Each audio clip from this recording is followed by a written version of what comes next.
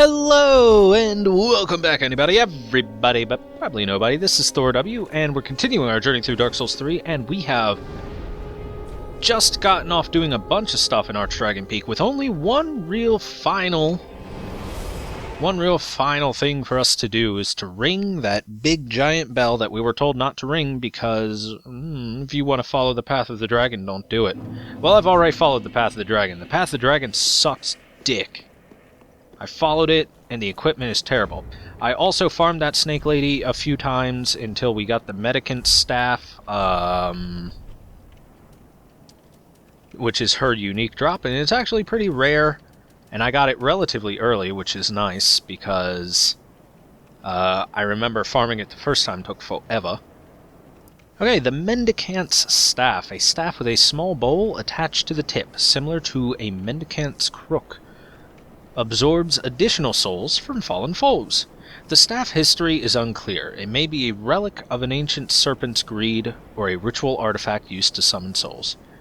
Skill Steady Chant boosts the strength of sorceries for a very short period. So yes, if you offhand that staff, you will gain additional souls while farming. So altogether, you can have the staff in one hand, the Shield of Want in another hand, the symbol of avarice on your head, and the silver serpent ring in your ring finger, and then you can just absorb souls like crazy.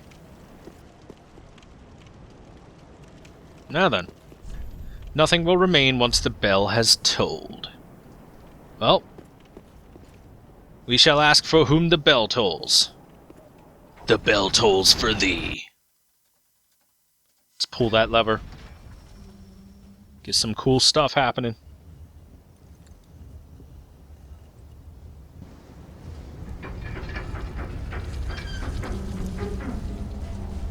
Dude, I like how this actually works, because that first swing would not ring, but this one would.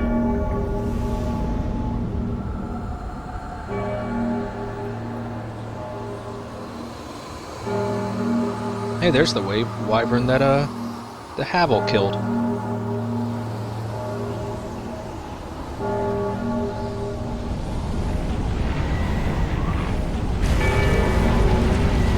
Oh god, it's loud.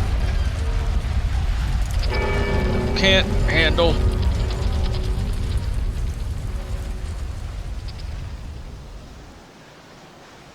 Dude, our character looks so cool.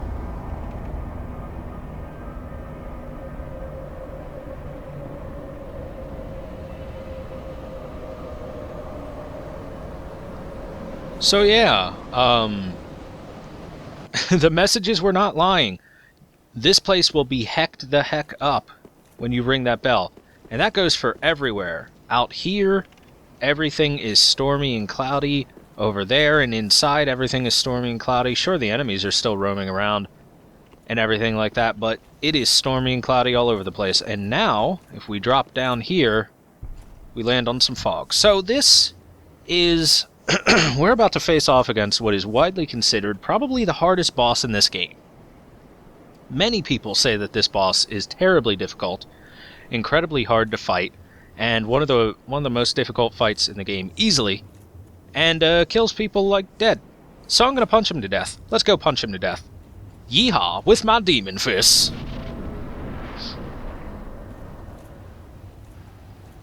Just come in here and rides in on his wyvern. So, Phase 1 of this boss is King of the Storm. King of the Storm is this wyvern here.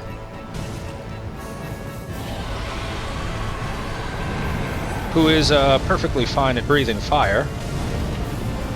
So this fight has a couple of problems. Camera-related problems, mainly. As you can see, I should not lock on anymore, because that is ridiculous. Come on, come and get me. Oh, jeez. Camera, please.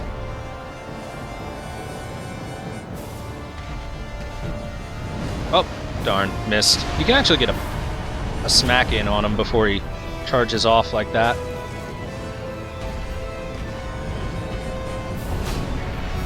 Swing number 2.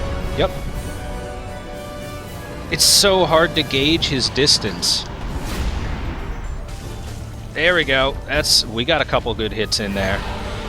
Oh boy, breathing fire. That's exactly what we want to see. Yeah, yeah, yeah, yeah, yeah, yeah, yeah, yeah. Oh, he's gonna breathe fire. So he only does that if you get close to his feet. I was a little close to his feet. Damn it. Too slow. Breathing fire again. So yeah, actually hitting this guy with fists is a little difficult. Maybe I should have only done phase 2 with the fists. That's the phase everyone's like, oh, so hard. Oh, you go fly around again. For zap. And swing.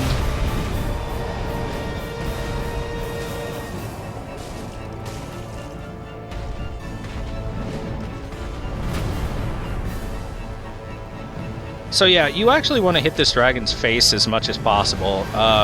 Or this wyvern, this chicken dragon. He's got these chicken legs and feathers and stuff.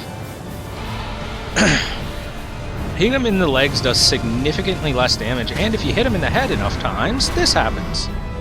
And you can shove your fist in his eyeball! Get wrecked, nerd. Oh, come on, man. One hit left. Get out of here, you nerd. Fall off your freaking steed.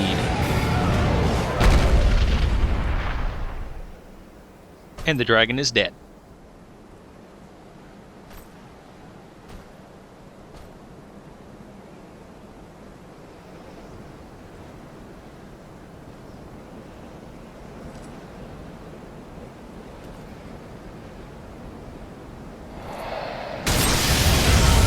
Jesus. To be continued.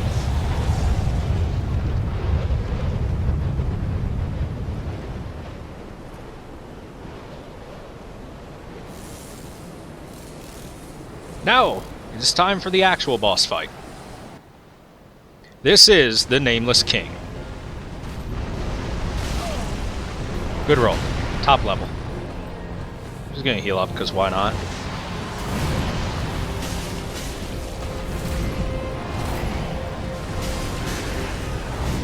Uh-huh.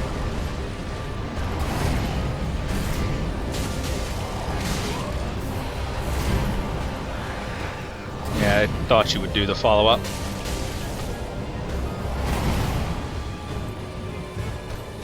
I kind of want to stay topped off against this guy. He's a little strong.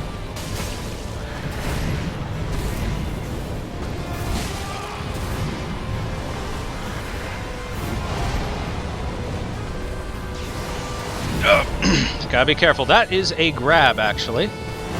If he stabs you with that, he will thrust you into the air and shock you with lightning. It looks pretty cool. I'm somewhat remorse for not taking the hit.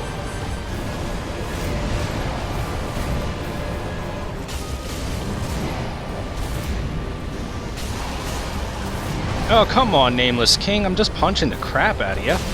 Oh, he finally got a hit in. He got some good hits in, too.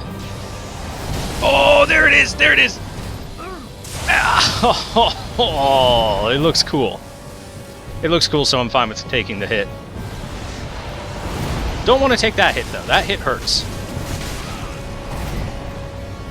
I got greedy and went for more hits than I should have there. Okay, once he does that, you want to beat the crap out of him, because you can stagger him, and then get a riposte off, and shove your fist in his chest. Take that, you nameless bastard. Daddy ripped my name from the annals of history. In case you're wondering, this is very likely Gwyn's son. In case the resemblance wasn't enough with his appearance and the lightning and everything, I'll just spell it out for you guys.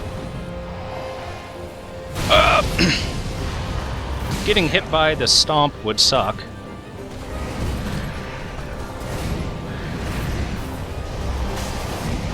Oh, come on, nerd. Oh,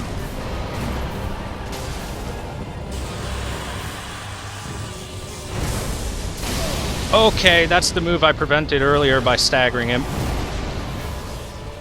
Fucking with the camera. The follow-up. He doesn't do the follow-up often, but when he does, you gotta be prepared for it.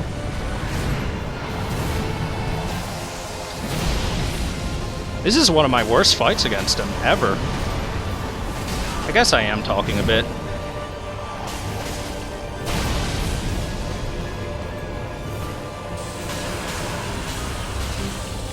Get him! I am the champ! Yeah! No, you're not doing the uppercut. Do an uppercut. Damn it. The champ is here.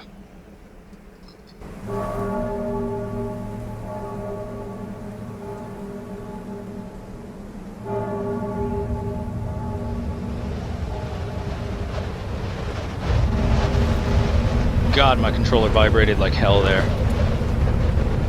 So windy.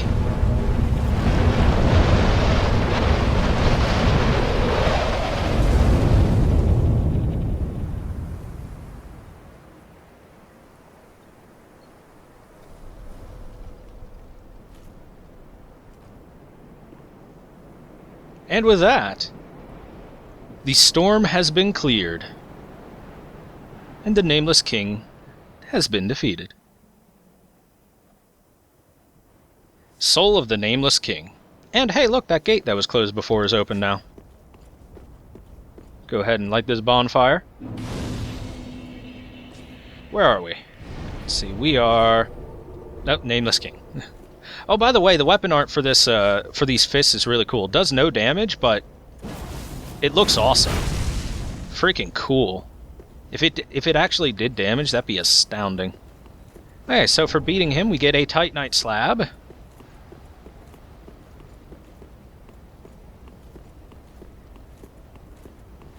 And there's more stuff around. There's nothing back here, if I recall. Yeah, nothing. Pointless. Pointless! There is actually more swag around here somewhere.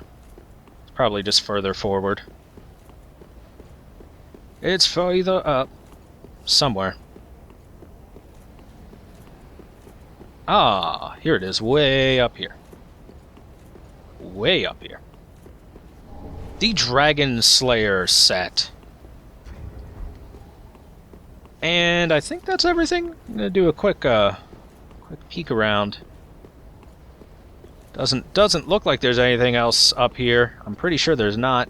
Pretty sure all that was for the Dragon Slayer set, so that we can say, "Oh my God, Ornstein, you're so cool, Ornstein senpai."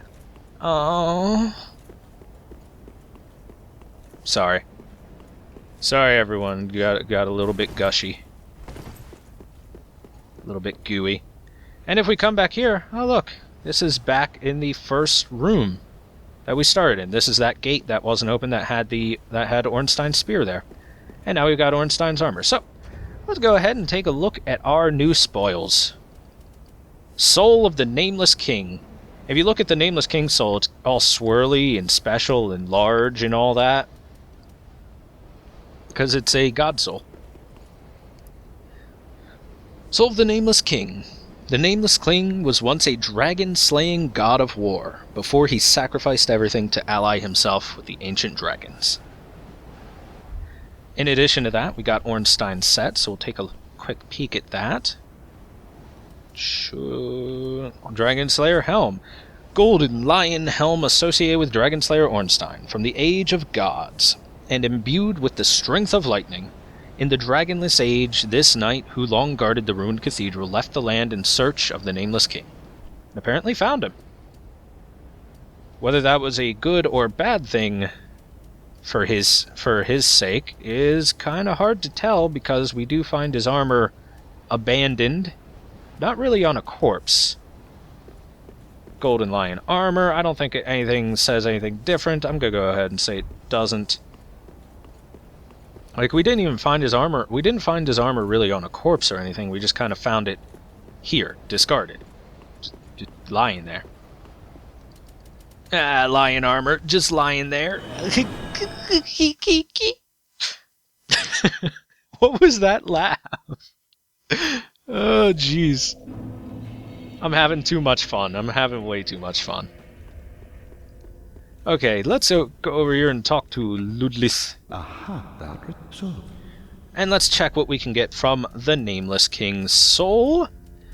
We get Lightning Storm, call forth furious bolts of lightning, miracle of the Nameless King ally to the ancient dragons. Once a slayer of dragons, the former king and war god tamed a storm drake, so that's what that thing was, a storm drake, on which he led a lifetime of battle. This miracle is likely a tale of their bond. And on top of that, we can get the Dragon Slayer's Sword Spear, a dragon hunting weapon from the Age of the Gods, the earliest form of the cross spear, serving as both sword and spear. Its owner was the Nameless King, and deific hunter of dragons. The sword spear is imbued with lightning, of which he was the heir. Skill Falling Bolt. Hold sword spear high in the air, and it's to summon fierce lightning that descend upon foes. So, this confirms, this weapon itself confirms that the Nameless King is Gwyn's son, the long-lost son of Gwyn, the Lord of Light.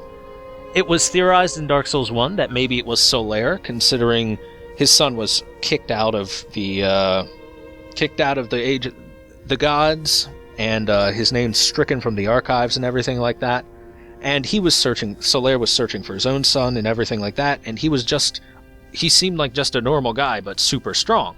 Turns out Solaire was just a normal guy, but super strong. He just happened to be a badass. Until bad things happen. The Nameless King is Gwyn's son, who some people have theorized to be a certain King Knight. But, I forget his name. And there's some credence towards it. Let me see, I believe there's a shield. Not this. Not that shield, but another shield. The War God Wooden Shield. Wooden shield reinforced with metal, blah blah blah. Pattern featured on the shield is the mark of a mad god revered as a god of war in remote regions. Darn, I thought it had more to it. See, that's part of maybe. A mad god revered as a god of war. Well, anyway, he was a god of war. Gwyn's son was a god of war. He befriended the ancient dragons, so it seems that it may not be that he lost the annals of history or anything like that. That might have been a more noble excuse given to him by his father so that his family would be less shamed by the fact that Gwyn's son left Gwyn's side, left the royal family aside in order to ally himself with what few dragons were left in the world, and to try and prevent them from being hunted to extinction by his father and the rest of the gods. And that is the basics of the Nameless King. That was the Nameless King. I hope you guys enjoyed that. Hardest boss of Dark Souls, beaten down with my fists. I mean, sure, I guess they're demon fists. I could have done it with the Cestus too, but that seemed like cheating. Because with the demon fist, my hands are flaming hot.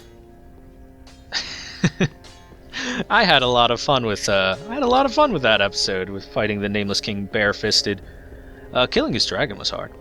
Anyway, guys, I believe it'll be a somewhat short episode. It's just going to be that boss and the information on him, and a little bit of Ornstein information. But hey, I think that's pretty good overall.